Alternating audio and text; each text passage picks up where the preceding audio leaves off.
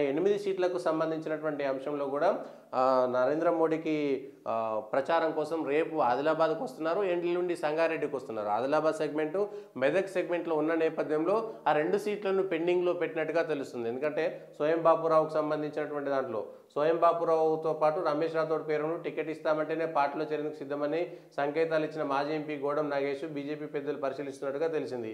ఈ లోక్సభ స్థానం పరిధిలో 3 ఎమ్మెల్యేలు స్వయం బాపురావు అభ్యర్థిత్వాన్ని వ్యతిరేకిస్తున్నట్టు సమాచారం. ఈ నేపథ్యంలో పెండింగ్ పెట్టారు. ఇప్పుడు బాపురావుకి ఇచ్చినా ఇవ్వకపోయినా ఇబ్బంది ఉంటుంది. నరేంద్ర మోడీ పర్యటన ఉంటుంది కాబట్టి ఆదిలాబాద్లో అది అయిపోయిన తర్వాత ఇస్తారనేటువంటి ఒకటి ఉంది.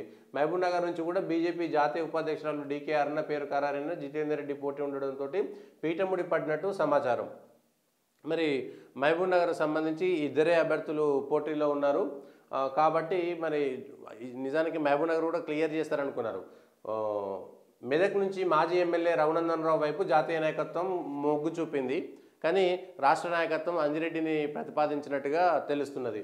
మరి సంగారెడ్డిలో 5వ తారీఖు నరేంద్ర మోడీ సభ అయిపోయిన తర్వాత ఆయన పర్యటన అయిపోయిన తర్వాత ప్రధానమంత్రి పర్యటన తర్వాత ఈ 2 సెగ్మెంట్లను క్లియర్ చేస్తారనేటువంటిది కూడా ఉంది. పెద్దపల్లి వరంగల్ ఎంపీ టికెట్ల హామీ ఇస్తే బీజేపీలో చేరేందుకు 2 బీఆర్ఎస్ మాజీ ఎమ్మెల్యేలు సిద్ధమైనట్టు పార్టీ వర్గాలు చెబుతున్నాయి. నల్గొండ పోటీ కోసం రెడ్డి సమాజ్ వర్గానికి చెందిన బీఆర్ఎస్ మాజీ ఎమ్మెల్యే, మహబూబా కోసం కాంగ్రెస్ మాజీ ఎమ్మెల్యే మరి ఎవరో నాకైతే ఐడియా కానీ పెద్దపల్లికి సంబంధించినటువంటి చర్చ వచ్చింది కాబట్టి పెద్దపల్లి ఎంపీ టికెట్ ఇస్తే పార్టీలో చేరేందుకు ఇటు రసమయ్య బాలకృష్ణ అటు కొప్పుల ఈశ్వర్ సిద్ధంగా ఉన్నారనేటువంటిది ఒక చర్చ జరుగుతున్నది. రసమయ్య బాలకృష్ణకు సంబంధించినటువంటి ఒక ప్రాథమిక చర్చలు కూడా అయిపోయినాయి అనేటువంటిది ఒక చర్చ. మరి ఎట్లా బీజేపీ వైపు వస్తారా, ఎంపీ పెద్దపల్లి నుంచి పోటీ చేస్తారా అనేటువంటి దానిపైన ఒకటి ఉంది. ఇక పెద్దపల్లి స్థానం కోసము ఒక టీఆర్ఎస్ పార్టీలో ఉన్నటువంటి సింగర్ ఎవరైతే ఉన్నారో మిట్టపల్లి సురేందర్ కూడా పెద్దపల్లి ఎంపీ స్థానం కోసం ప్రయత్నం చేస్తున్నట్టుగా తెలుస్తుంది. బీఆర్ఎస్లో అక్కడ గెలిచేటువంటి పరిస్థితులు లేవు కాబట్టి పెద్దపల్లిలో బీఆర్ఎస్ టికెట్ గతంలో కూడా ప్రయత్నం చేశారు. 2019లో కూడా మిట్టపల్లి సురేందర్ ప్రయత్నం చేశారు. అయితే పోయినసారి ఇవ్వలేదు. వెంకటేష్ నేతను తీసుకొచ్చి ఆ తర్వాత మిట్టపల్లి సురేందర్ ఎదగకుండా ఇటు కొప్పుల ఈశ్వరు అటు ఈ బాల్క సుమన్ ఇద్దరు కూడా ఆయనను అణగతొక్కారనేటువంటిది మిట్టపల్లి సురేందర్కు సంబంధించినటువంటి వర్గము ఆయనకు సంబంధించినటువంటి వాళ్ళు చెప్పేటువంటి సమాచారం. ఇప్పుడు కూడా మిట్టపల్లి సురేందర్కు ఎంపీ స్థానం ఇవ్వకుండా ఇటు బాల్క సుమన్ కొప్పుల ఈశ్వర్ ప్రయత్నం చేస్తున్నారనేటువంటిది మిట్టపల్లి సురేందర్కు సంబంధించినటువంటి వర్గీయుల ఆరోపణ. మరి ఎట్లా ఆ పార్టీ బీఆర్ఎస్ ఎవరికి టికెట్ ఇస్తుందో చూడాలి. బాల్క సుమనే పోటీ చేస్తారు టీఆర్ఎస్ నుంచి అనేటువంటిది ఒక చర్చ. కొప్పుల ఈశ్వర్ పోటీ చేస్తారు.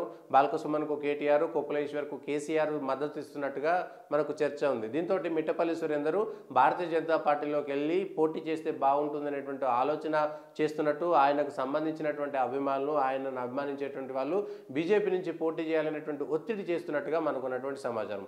రసమయ్య బాలకృష్ణ కూడా తన రాజకీయ భవిష్యత్తు ఉండాలంటే ఖచ్చితంగా ఇప్పుడు 5 సంవత్సరాల పాటు ఇంకేమీ ఉండదు తెలంగాణలో బీఆర్ఎస్ పార్టీకి సంబంధించి. కాబట్టి బీజేపీ టికెట్ ఇస్తే బీజేపీ వైపు వెళ్ళేటువంటి ప్రయత్నం కూడా రసమయ్య బాలకృష్ణ చేస్తున్నారనేటువంటిది ఒక చర్చ ఉన్నది. సో మరి పెద్దపల్లి టికెట్ ఆపారు కాబట్టి పెద్దపల్లిలో ఇటు ఆదిలాబాద్లో ఇటు నిజామాబాద్లో కరీంనగర్లో ఆదిలాబాద్లో భారతీయ జనతా పార్టీకి పట్టున్నది. 3 సిట్టింగ్ స్థానాలు మళ్ళీ నిలబెట్టుకునేటువంటి ప్రయత్నం ఉన్నది. అక్కడ గెలుస్తారనేటువంటి ఒక వాతావరణం ఉన్నది కాబట్టి మధ్యలో ఉన్నటువంటి పెద్దపల్లిలో ఒక మంచి అభ్యర్థిని పెట్టుకొని బీజేపీ అదేవిధంగా టీఆర్ఎస్ వాళ్ళను చీలిస్తే బీజేపీ గెలవడానికి ఒక ఆప్షన్ ఉంటుందనేటువంటి చూడాలి.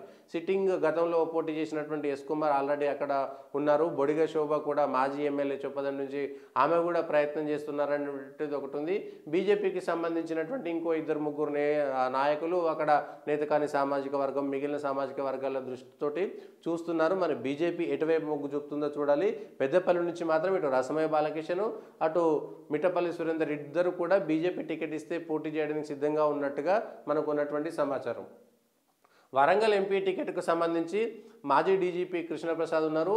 ఎంఆర్పిఎస్ ఉద్యమ నాయకుడు మందకృష్ణ మాదిగ ఒకవేళ భారతీయ జనతా పార్టీ నుంచి, ఎందుకంటే బీజేపీ ఎంఆర్పిఎస్కు సంబంధించి ఒక ప్రధానమంత్రి డైరెక్ట్గా వచ్చి హైదరాబాద్లో ఉండి ఎంఆర్పిఎస్ డిమాండ్ ఏదైతే ఏబిసిడి వర్గీకరణ ఉన్నదో దాన్ని పూర్తి చేస్తా అన్నారు. ఇప్పటికే కేంద్రం సుప్రీంకోర్టుకి ఇచ్చినటువంటి అనేకమైనటువంటి విషయాల్లో కేంద్ర ప్రభుత్వం కూడా వర్గీకరణకు మద్దతుగా ఉందనేటువంటి అంశం చాలా స్పష్టంగా ఉంది. ఈ విషయంలో మందకృష్ణ మాదిగ కూడా నరేంద్ర మోడీని చాలా నమ్ముతున్నారు.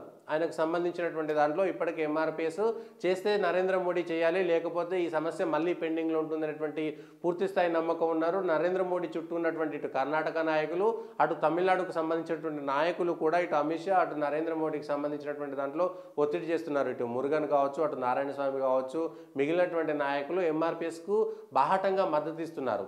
కాబట్టి బీజేపీ దాదాపుగా ఎంఆర్పిఎస్తో కలిసి పనిచేస్తుంది. కాబట్టి మందకృష్ణ మాదిగ ఒకవేళ లోక్సభ స్థానంలో పోటీ చేస్తే భారతీయ జనతా పార్టీ అభ్యర్థిగా వరంగల్ లోక్సభ స్థానం నుంచి పోటీ చేస్తారు అనేటువంటి చర్చ ఉంది. ఒకవేళ వరంగల్లో మందకృష్ణ మాదిగ రాకపోతే మాజీ డీజీపీ కృష్ణప్రసాద్ అభ్యర్థిగా ఉన్నాడు. ఇప్పటికే నాది వరంగల్ అనేటువంటి ప్రయత్నం ఆయన చేసుకుంటున్నారు. ఇది కాకుండా వర్ధనపేట మాజీ ఎమ్మెల్యే ఆరూరు రమేష్ కూడా నేను పోటీ చేస్తాను, బీజేపీ టికెట్ వస్తే అనేటువంటి ఒక చర్చ జరుగుతుంది. అక్కడ టీఆర్ఎస్కు సంబంధించినటువంటి సిట్టింగ్ ఎంపీ ఉన్నా కూడా ఆయనకు టికెట్ ఇవ్వరు, మారుస్తారు అనేటువంటి చర్చ, కడియం శ్రీహరి కూతురికి ఎంపీ టికెట్ ఇస్తారనేటువంటి ఒక చర్చ కూడా జరుగుతున్నది. అయితే సిట్టింగ్ ఎంపీని మార్చి బీఆర్ఎస్ఏ ఆరూరు రమేష్ను దించుతుందా, లేదా అంటే ఆరూరు రమేష్ బీజేపీ వైపు వెళ్తారనేటువంటిది ఒక చర్చ కూడా జరుగుతున్నది. మాజీ ఎమ్మెల్యేలు అంటే దాదాపుగా వీళ్ళే ఉన్నారు అనేటువంటిది మనకు ఉన్నటువంటి సమాచారం. ఇటు వర్ధనపేటలో కానీ, అటు దీనికి సంబంధించినటువంటి స్టేషన్ గన్పూర్ నియోజకవర్గానికి సంబంధించి కాంగ్రెస్ ఎవరి వైపు మొగ్గు చూపుతుందో చూడాలి. ఒకవేళ తాటికొండ రాజయ్యను, ఎందుకంటే సిరిసిల్ల రాజయ్యకి ఆల్రెడీ అక్కడ ఒక నామినేటెడ్ పోస్ట్ ఇచ్చారు కాబట్టి అక్కడ అభ్యర్థిని ఎవరిస్తారు, అద్దంకి దయాకర్ అనేటువంటి చర్చ జరుగుతుంది. ఇటు తాటికొండ రాజయ్యను దించుతారనేటువంటి చర్చ కూడా జరుగుతుంది. సో ఈ నేపథ్యంలో భారతీయ జనతా పార్టీలోకి ఆరూరు రమేష్ వెళ్తారా వెళ్ళరా అనేటువంటిది ఒక చర్చ.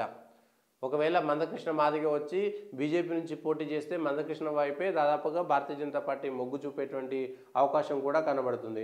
మహబూబాబాద్కు సంబంధించి కూడా సిట్టింగ్ ఎంపీ కవిత వస్తారంటే ఒక చర్చ జరుగుతున్నది.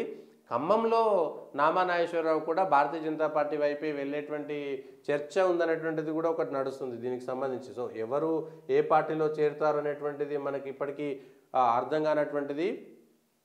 వారం 10 రోజుల్లో వీరు చేరుకుపోయి మరో 3 బీఆర్ఎస్ ఎంపీలు జంపు, వారం 10 రోజుల్లో వీరు చేరుకుపోయి స్పష్టత రానుందని బీజేపీని ముఖ్య నాయకుడు ఒకరు వెల్లడించారు. ఎంపీలో ఒకరి స్థానానికి బీజేపీ శనివారం అభ్యర్థిని వెల్లడించింది. ఆయన వేరే జిల్లాలో నియోజకవర్గం నుంచి దిగే అవకాశం ఉన్నట్లు తెలుస్తుంది. కాంగ్రెస్కు బలం ఉన్నటువంటి సీట్లో క్రితంసారి బీఆర్ఎస్ తరఫున గెలిచిన ఎంపీ కూడా బీజేపీ, అంటే అది ఖమ్మం సంబంధించినటువంటి ఎంపీ నామా నాగేశ్వరరావు బీజేపీ వైపు చూపుతున్నారనేటువంటిది ఒకటి. ఈ సీట్ను బీజేపీ తొలి జాబితా అభ్యర్థుల్లో ప్రకటించలేదు. 2019 ఎన్నికల్లో పనిచేసినటువంటి బీబీ పాటిల్ రాములు ఇప్పటికే చేరిపోయినరు. వరంగల్ నల్గొండ లోక్సభ స్థానాలకు బీఆర్ఎస్కు చెందినటువంటి 2 మాజీ ఎమ్మెల్యేలతో బీజేపీ ముఖ్య నేతలు చర్చిస్తున్నట్టు సమాచారం. తనయుడికి టికెట్ కోసం బీఆర్ఎస్ మాజీ మంత్రి ఒకరు కూడా టచ్లోకి వెళ్ళినట్టు తెలుస్తుంది. మాజీ మంత్రి ఒకరు అయితే తొలి జాబితాలో నియోజకవర్గంలో బీజేపీ అభ్యర్థిని ప్రకటించింది. ఇది